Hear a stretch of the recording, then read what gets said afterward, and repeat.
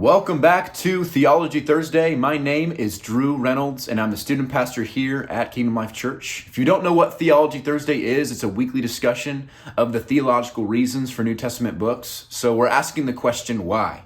Why did the New Testament author write his letter? And last week we looked at 2 Corinthians, and today we're going to be looking at Galatians, Paul's letter to the Galatians. So Paul wrote this letter to a group of churches in the region of Galatia, which is what is now Turkey.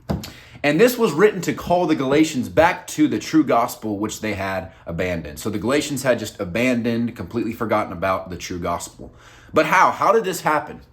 Well, a group of Jewish Christians had come to the Galatian churches and had taught that all non-Jewish Christians had to abide by all the Old Testament laws. So this is like circumcision, eating kosher, and abiding by the Sabbath. And Paul knows, as we should know, that the gospel of Jesus is one of grace, not works. And so Paul writes Galatians essentially to combat legalism, which is any attempt to add to the finished work of Jesus. And Paul does this by carefully explaining his gift of apostleship, thus, validating his authority.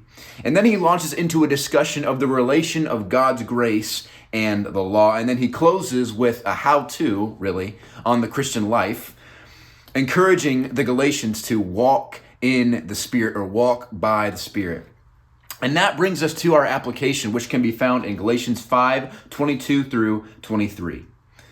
You've heard this before.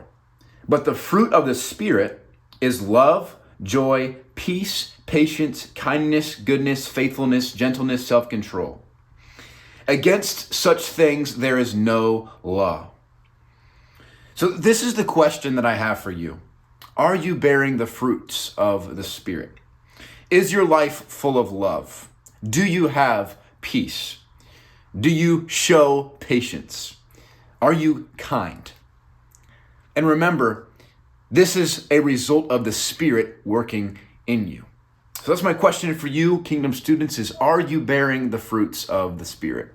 I hope this has been informative, encouraging, and maybe even challenging for you. I hope you have a great rest of the week, and we'll see you on Sunday.